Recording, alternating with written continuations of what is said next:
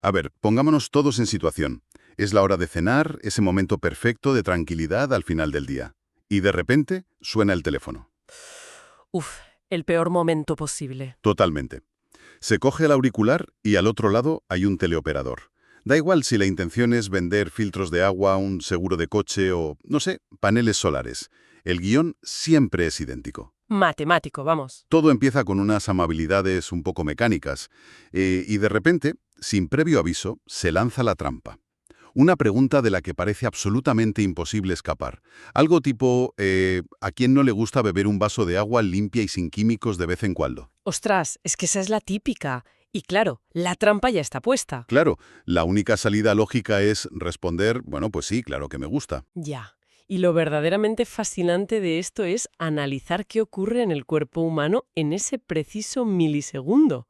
O sea, porque la reacción llega antes al cuerpo que al cerebro racional. De verdad. Sí, sí, el ritmo cardíaco se acelera ligeramente, los músculos de los hombros se tensan, uno se empieza a sentir literalmente como una presa acorralada en un callejón. Madre mía, es que es una sensación agobiante, la verdad. Y en ese momento, pronunciar la palabra sí, incluso cuando se está sintiendo a una verdad innegable como que el agua limpia es buena, pues se experimenta como una derrota absoluta. Como si hubieras perdido la batalla. Exacto. Se siente que el terreno cede, que alguien ha tomado las riendas de la situación por la fuerza. Y el instinto primario que aflora ahí es el de soltar una mentira descarada pero solo para escapar. O sea, dan ganas de gritar por el teléfono, pues no, resulta que soy un camello y odio el agua. Tal cual nos sale el lado más absurdo. Y todo porque ese no representa un salvavidas, o sea, un oasis de libertad frente al acorralamiento lógico. Bueno, pues vamos a desgranar esto a fondo, porque la exploración de hoy se basa en un documento espectacular titulado Beware Yes, Master No, que viene a ser Cuidado con el sí, domina el no. Un título que ya de por sí choca bastante. Muchísimo. La misión que tenemos sobre la mesa para esta charla es súper ambiciosa. Queremos desaprender todo lo que el mundo moderno nos ha enseñado sobre la persuasión. Porque, a ver, si el sí nos hace sentir tan visceralmente incómodos, tan manipulados... ¿Por qué lo hemos convertido en el objetivo final de todas las interacciones? Esa es la gran pregunta. Eso es. ¿Por qué lo idolatramos tanto? Pues precisamente porque vivimos atrapados en lo que el texto define como el espejismo del sí. O sea, nos han condicionado culturalmente para creer que el éxito consiste en acumular afirmaciones, ya sea en una junta directiva o, yo qué sé, intentando convencer a un adolescente de que recoja su cuarto. Como si fuera un videojuego donde cada sí te suma puntos, ¿no? Exactamente, esa es la mentalidad. Pero claro, la neurociencia y la psicología de la negociación demuestran justo lo contrario. Presionar a alguien para obtener un sí continuo no te acerca a la victoria. Ah, ¿no? ¿Qué va? En la inmensa mayoría de los casos, simplemente enciende las alarmas defensivas y enfada a la otra parte. Pero, a ver, momento. Porque toda la industria mundial de las ventas, las bibliotecas que están llenas de manuales corporativos, todo se basa en estrategias de cómo llegar al sí. Ya lo sé. ¿Me estás diciendo que millones de profesionales llevan décadas equivocados? Porque suena a locura ir en contra de algo tan sumamente establecido. A ver, no es que estén equivocados en el objetivo final de cerrar un trato. Están equivocados en el mecanismo para llegar a él. Vale, entiendo la diferencia. El problema principal radica en no comprender que la palabra sí no siempre significa acuerdo. El documento desmitifica esto categorizando el sí en 3 tipos diferentes. Y ojo, no saber distinguirlos es la receta perfecta para el desastre absoluto. Ostras, a ver, cuéntame esos 3 tipos. Pues el primero es el sí falso, o de falsificación. Es puramente defensivo. Digamos que es la vía de escape que alguien utiliza para que lo dejen en paz, o a veces para mantener a la contraparte hablando, sacar la información y no comprometerse a nada. Claro, el clásico, te digo lo que quieres oír para que te calles y te vayas. Esa mismo. Luego tenemos el segundo, que es el sí de confirmación. Este es un acto casi reflejo, la respuesta inocente a una pregunta cerrada, de blanco o negro. Como el teleoperador preguntando si nos gusta el agua limpia. Tal cual. No hay ninguna promesa de acción futura ahí. Y finalmente está el sí de compromiso. Que entiendo que es el bueno. Exacto. Este es el genuino, el que lleva a la firma de un contrato o a un cambio real de comportamiento. Pero claro, el gran peligro aquí es evidente. Que fonéticamente suenan exactamente igual. Ahí está. Si no sabes leer el contexto, te la cuelan. Y para ilustrar el desastre de no saber leer esta diferencia, el texto nos presenta un arquetipo genial. Lo llama Joe Businessman.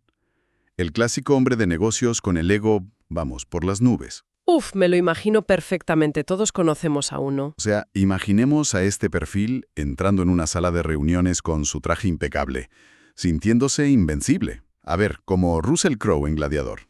Qué buena comparación. Su enfoque es totalmente avasallador. Todo gira en torno a, bueno, yo, mi producto, mis gráficos, yo y yo. Despliega un arsenal de argumentos lógicos y refutables buscando forzar un sí tras otro. Ya. ¿Y sabes lo que ocurre en la mente de los que están sentados al otro lado de la mesa? Es digno de estudio, la verdad. ¿Qué piensan? ¿Se agobiarán, digo yo? Inmediatamente detectan las señales de egoísmo. Se dan cuenta de que este gladiador no está intentando resolver los problemas de ellos. Simplemente se está escuchando y validando a sí mismo. Claro, puro ego. Entonces, ¿qué hace la sala? El cerebro humano busca siempre la eficiencia y la menor resistencia posible, así que deciden ignorar la arrogancia y alimentarle con una ración gigante de síes falsos. O sea, le dan la razón frenéticamente para que termine su presentación. Para que recoja sus papeles y se marche de una vez.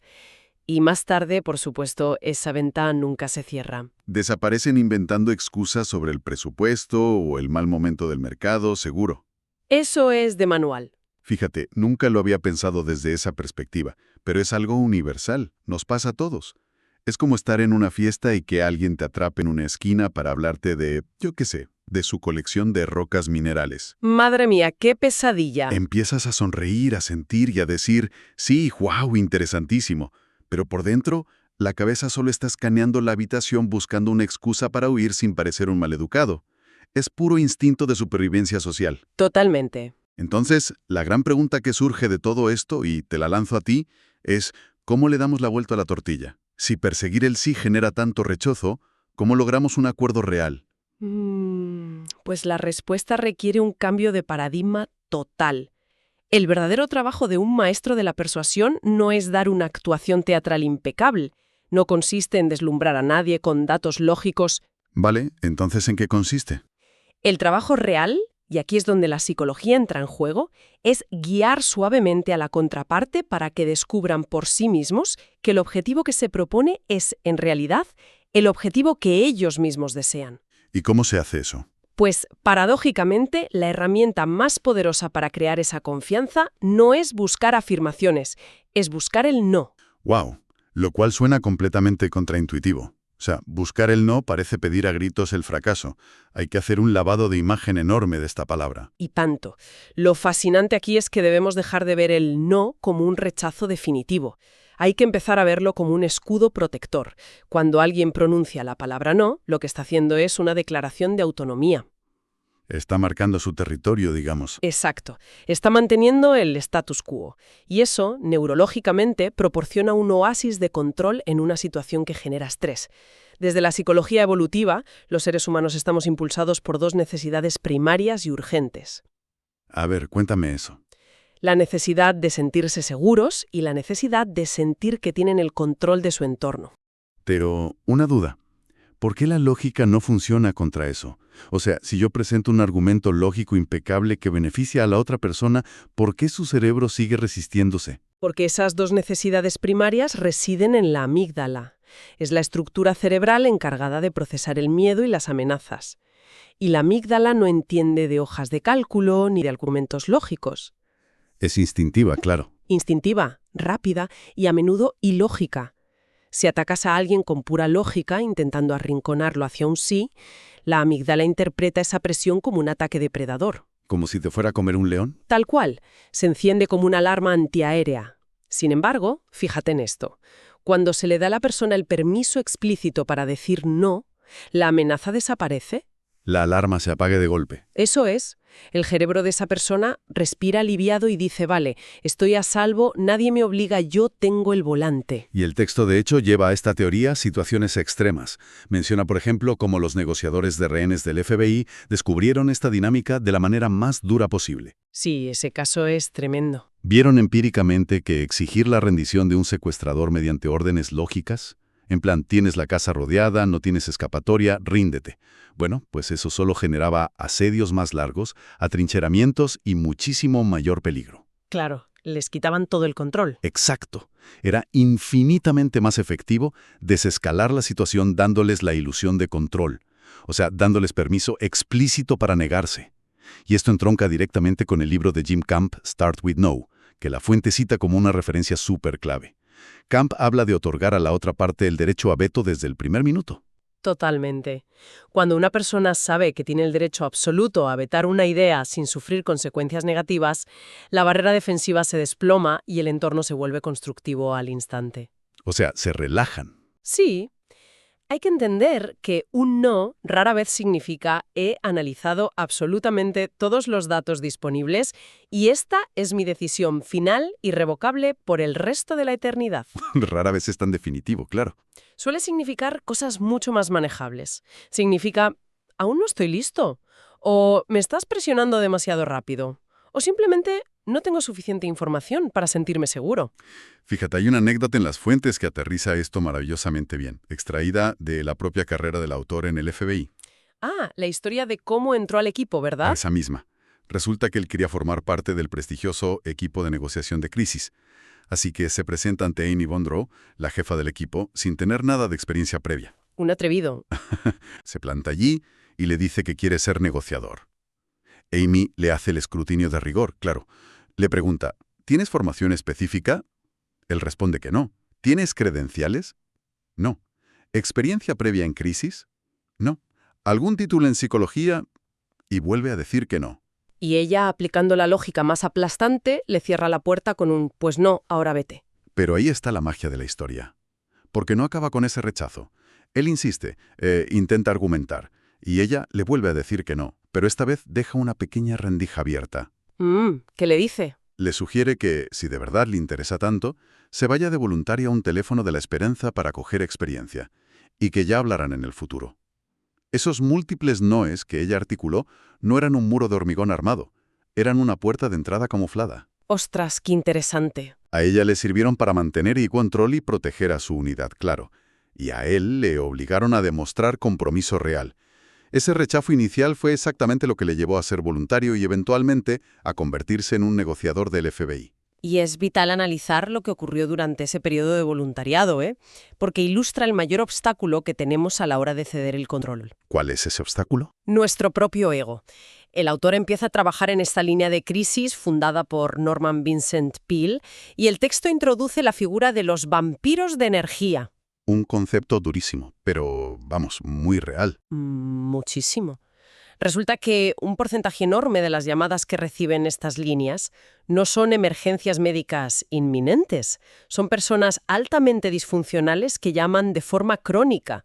Son individuos a los que ya nadie en su entorno personal soporta escuchar porque literalmente drenan la energía emocional de quien esté al otro lado del aparato. Ya, los típicos que te dejan agotado. Y aquí entra en escena un llamante habitual, un taxista llamado Daryl, que padecía una fobia paralizante a salir a la calle, agorafobia vaya. Sí, sí. Y el autor, sintiéndose ya un poco crecido y muy seguro de sus habilidades teóricas, decide aplicar con Daryl una técnica llamada carefronting, que básicamente es confrontar a alguien con lógica férrea, pero disfrazándolo de profunda preocupación y cuidado. Ya veo por dónde va. Empieza a acorralar a Daryl con preguntas lógicas irrefutables, del estilo, a ver, ¿cuándo fue la última vez que alguien te atacó en la calle? Hace un año. Entonces, según tus propios datos, es seguro decir que el mundo exterior no es tan peligroso. O sea, está construyendo una trampa lógica perfecta. Paso a paso, bloquea todas las salidas emocionales de Daryl, forzando pequeñas admisiones afirmativas hasta llevarlo al borde del precipicio. Exacto. Acaba la llamada y Daryl, sin más argumentos, le dice, «Gracias, Chris. Gracias por hacer un trabajo tan genial». Y él se quedaría encantado, claro. Pues figúrate, el autor cuelga el teléfono sintiéndose una superestrella. Se cree que acaba de curar una fobia de años en una charla de 20 minutos. Se siente el mesías de la negociación. Y entonces llega el choque de realidad. Un jarro de agua fría, vamos. Jim Snyder, que era el supervisor veterano del turno, había estado escuchando la conversación en la sombra. ¡Ostras! Y cuando el autor se gira esperando una ovación de su jefe, Jim le dice, con una calma letal, que acaba de presenciar una de las peores llamadas de su vida. Quedarse a cuadros es poco. ¿Por qué le suelta ese hachazo? Pues porque Jim le da una lección magistral de psicología. Le explica, a ver, te ha felicitado a ti, debería haberse felicitado a sí mismo. ¡Wow!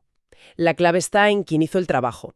Ese sí de Daryl, esa aparente admisión de que la calle era segura, era un sí de falsificación de manual.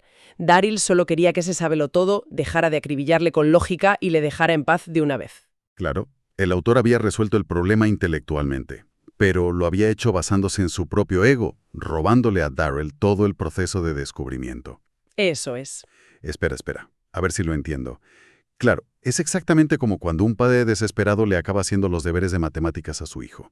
El niño, lógicamente, te da las gracias profusamente y te dice que eres el más listo del mundo porque le has quitado el marrón de encima. Claro. Pero cuando llegue el día del examen en el colegio, va a suspender estrepitosamente porque no ha entrenado el músculo, no ha interiorizado el camino para llegar a la solución. Esa es la analogía perfecta, la verdad. Si impones tu brillante intelecto, la otra persona no siente la idea como propia. Y si no la siente como propia, no hay compromiso real. Entonces, la pregunta que surge de forma natural es, ¿cómo aplicamos este traspaso de control en el mundo real? ¿Cómo provocamos que la contraparte llegue a nuestra conclusión creyendo que fue idea suya? Pues aquí es donde las fuentes bajan la teoría a la tierra, con tácticas muy concretas para invertir el guión. Hay un caso práctico asombroso protagonizado por un estudiante llamado Ben Ottenhoff, que se dedicaba a recaudar fondos. Y abro un pequeño paréntesis rápido aquí, independientemente de en qué lado del espectro político nos situemos todos. Claro. Porque hoy venimos a diseccionar puramente la ciencia neurológica de la persuasión, sin respaldar ideologías ni a un partido ni a otro. Pero la mecánica lingüística que usó este chico es digna de estudio en cualquier universidad. Totalmente, es un experimento lingüístico brillante. A ver, Ben utilizaba el guión tradicional de telemarketing diseñado para arrancar el sí de forma constante. Lo que hablábamos antes. Eso es, llamaba a los votantes y empezaba. ¿Crees que los precios están muy altos? El votante decía sí. ¿Crees que el país necesita un cambio? Sí. Y al final, asumiendo que esa inercia afirmativa haría el trabajo sola, pues pedía la donación económica. ¿El resultado? Un desastre absoluto. La gente se negaba a donar, me imagino. Rotundamente. Al analizarlo, se dieron cuenta de que los votantes se sentían manipulados. Sentían que los conducían como ovejas por un embudo lógico que era demasiado evidente. Y entonces Ben decide hacer algo radical y tira el guión a la basura. Y diseña una estrategia basada en buscar el no. Llama y en lugar de preguntar si vienen tiempos mejores, plantea una pregunta súper distinta. Les dice, ¿sientes que, si no hacemos nada, los mejores días del país han quedado atrás? ¡Ostras! Y la gente le respondía instintivamente, no, nos negamos a aceptar eso. Y aquí viene el golpe maestro. En vez de rogar por dinero, lanza un desafío que obliga a un no protector. ¿Te vas a quedar en el sofá de brazos cruzados viendo a la oposición ganar sin pelear? La genialidad de esa pregunta radica en cómo activa el sentido de autonomía de la persona. La respuesta visceral es no, no me voy a quedar de brazos cruzados, voy a hacer algo. Claro, te empodera. Exacto. Al diseñar preguntas donde la respuesta natural, cómoda y deseada es no, el individuo siente que tiene el poder absoluto, siente que está dibujando la línea roja por sí mismo, no acatando las órdenes de un operador telefónico cualquiera. Y el resultado práctico no miente, vamos, lograron un aumento del 23% en la recaudación. Una barbaridad. De hecho, Mark Cuban, el conocido inversor, tiene una frase que lo resume a la perfección en el texto. Dice, cada no me acerca un paso más a un sí. Es que es tal cual. Pero claro, pongámonos en una situación un poco más difícil en el día a día. A veces la gente no quiere debatir o entra a una reunión con una coraza defensiva impenetrable. ¿Qué herramientas tácticas existen para forzar ese no protector y romper el hielo de forma elegante? Pues mira, hay dos técnicas muy potentes para eso. La primera consiste en etiquetar erróneamente las emociones de la otra persona. Y hacerlo a propósito, ¿eh? A ver, ponme un ejemplo. Supongamos una negociación de equipo que está muy tensa. En lugar de preguntar qué pasa, se podría decir algo como, da la sensación de que tienes muchas ganas de abandonar este proyecto. ¡Ostras, qué arriesgado! Lo parece.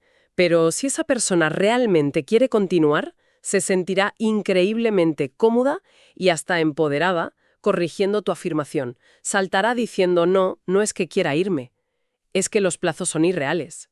Y de repente, fíjate, la coraza se rompe. Claro, ya están hablando y revelando sus verdaderos motivos. Desde una posición de seguridad, porque sienten que acaban de corregir un error tuyo. A ver, me imagino aplicándolo y parece magia, la verdad.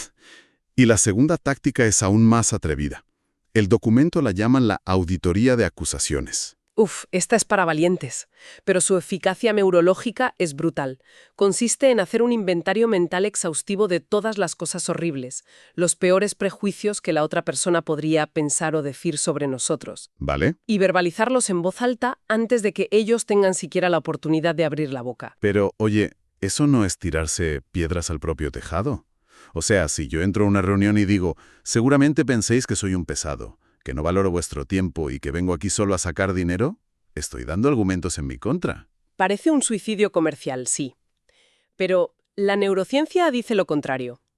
Lo que se hace con la auditoría de acusaciones es robarle la munición a la amígdala de la otra persona. Los miedos y prejuicios tienen poder cuando no se nombran. Claro, el elefante en la habitación. Eso es. Al decirlos en voz alta, primero, desactivas el elemento sorpresa. Y segundo, al verbalizarlos, suelen sonar tan exagerados, tan dramáticos, que el instinto social natural de la otra persona es suavizar el ambiente llevándote la contraria. Sentirán el impulso protector de decir, hombre, no, tampoco es eso, no creemos que seas un mercenario, es solo que los presupuestos están muy ajustados. Ahí lo tienes. Se ha provocado un no que limpia toda la negatividad de la sala. Fascinante. Y oye, esto enlaza perfectamente con la táctica que, confieso, es mi favorita absoluta de toda la investigación, porque sirve para una frustración universal en el ámbito profesional: el email mágico. Ah, sí, el famoso email. Pongámonos en situación otra vez. Se envía un correo electrónico crucial a un cliente potencial, a un jefe o a un proveedor. Y la respuesta es el silencio absoluto. Pasan los días, nadie contesta, el síndrome del impostor ataca por todos lados y uno se siente ignorado. Y el error garrafal que comete el 99% de la gente ahí es enviar un correo de seguimiento suplicante y súper empalagoso. Del estilo: hola, perdona que insista, solo quería asegurarme de que mi correo no acabó en la bandeja de spam, sé que estás ocupadísimo. Horrible. Es humillante y rara vez funciona. Sin embargo, la fuente revela una solución alternativa que consiste en un correo de una sola línea. 9 palabras exactas. A ver si te la sabes. Habéis tirado la toalla con este proyecto. Fin del mensaje. Y a enviar. Es un misil directo a la psicología del comportamiento humano, madre mía. Esta táctica, aunque parezca súper directa, explota dos sesgos cognitivos fortísimos: ¿Cuáles son? la aversión a la pérdida y la ilusión de control. Daniel Kahneman ya demostró que los humanos odiamos perder cosas mucho más de lo que disfrutamos ganándolas. Al enviar esa pregunta tan seca, estás enviando un subtexto muy claro. Estás indicando que estás dispuesto a marcharte, a abandonar la negociación bajo tus propios términos. Básicamente se les está diciendo, señores, el tren sale de la estación y yo me voy sin vosotros. Exactamente. Y la inclinación natural de la contraparte ante el miedo repentino a perder una oportunidad o a perder recursos es recuperar el control de la narrativa. No soportan la idea de que alguien decida por ellos que el proyecto está muerto. Claro. Así que la reacción instintiva es responder casi inmediato para estar en desacuerdo. El correo de vuelta suele llegar en 5 minutos diciendo: no, para nada hemos tirado la toalla. Es que el departamento legal ha tenido un problema y estamos atascados. Fíjate que es la dinámica exacta que ocurre en cualquier parque infantil del mundo. El niño está aferrado al tobogán y no se quiere ir a casa. Típico. Si el padre se queda al pie de las escaleras debatiendo lógicamente sobre lo tarde que es o lo rica que está la cena, pierde la batalla. La lógica ahí no sirve de nada. Para nada. Pero en el instante en que el padre dice, vale, pues me voy, se da la media vuelta y da 3 pasos. La aversión a la pérdida se activa en el cerebro del niño. Suelta el tobogán y corre gritando, ¡no, espera! Es que somos predecibles hasta decir basta. Ahora bien, el texto reconoce que a mucha gente le tiembla el pulso antes de enviar ese correo de una línea, porque sienten que es ser de mala educación. Ya. Choca un poco al principio. Pero la cruda realidad es que lo verdaderamente rudo no es hacer una pregunta directa. Lo verdaderamente rudo e irrespetuoso es ignorar el esfuerzo de alguien con el silencio. Totalmente de acuerdo. Si nos alejamos un momento de las tácticas concretas y miramos el panorama general, digamos que emerge un hilo conductor supercristalino. La sociedad nos ha entrenado para pensar que ser agradables y buscar el consenso afirmativo constante es la clave de las relaciones. ¿Y no es así? Esa amabilidad forzada no es más que un barniz, un lubricante social de plástico diseñado para evitar fricciones a corto plazo. Provoca que asentamos y digamos sí cuando por dentro nuestras alarmas gritan peligro. Es una máscara de cortesía que en el fondo no resuelve nada profundo. Nada. Un maestro de la comunicación no se conforma con esa amabilidad de plástico. Busca extraer la verdad auténtica, por incómoda que sea al principio. Y provocar deliberadamente un no es la manera más rápida de arrancar esa falsedad de cuajo. Porque el no revela dónde están los límites reales, ¿verdad? Exacto, revela qué es lo que de verdad le preocupa a la otra persona. La lección fundamental de todo este análisis es que el foco principal debe estar siempre en eliminar los miedos y las barreras emocionales que impiden el acuerdo. Es inútil intentar construir argumentos lógicos para convencer a alguien si primero no se ha limpiado el terreno de reticencias. Y para que nadie se lleve engaño, que quede claro. El objetivo último sigue siendo alcanzar ese sí de compromiso genuino que sella el trato, evidentemente. Claro, no nos olvidemos de eso. El error catastrófico es simplemente exigir ese premio demasiado pronto. Pedirlo de entrada sin haber dado la opción de vetar es equivalente a acorralar a alguien en un rincón oscuro. La reacción instantánea va a ser defenderse con uñas y dientes. Así es. Esforzar a la amígdala a tomar el mando en lugar de a la corteza prefrontal, que es la que razona. Y con todo este viaje por el cerebro y por las estrategias del FBI, llegamos a una reflexión final. Algo que de verdad merece la pena masticar en silencio. Si entendemos ahora que cada respuesta instintiva, defensiva o evasiva en una conversación nace de nuestra necesidad reptiliana más básica de sentirnos seguros y en control, pues oye, merece la pena revisar nuestra propia vida. Desde luego. Avanzan y a tiros, o en esos conflictos recurrentes y agotadores en casa, debatiendo siempre sobre el mismo tema sin llegar a nada. Uf, de esos hay muchos. ¿Cuántos de esos choques son verdaderas diferencias filosóficas insalvables? Seguramente muy pocos si te pones a analizarlo. ¿Y cuántos son en realidad solo dos personas aterrorizadas, sintiéndose acorraladas, intentando arrancarse a la fuerza un sí el uno al otro, exactamente igual que aquel molesto teleoperador a la hora de la cena? Qué gran reflexión para terminar. Es que te cambia la perspectiva por completo. Así que la próxima vez que en una sala de reuniones o en el salón de casa alguien responda con un rotundo no, el instinto no debe ser frustrarse ni sentirlo como un fracaso personal. Todo lo contrario, hay que observarlo como lo que realmente es.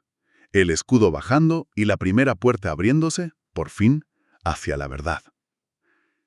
Gracias por acompañarnos en este profundo análisis de hoy.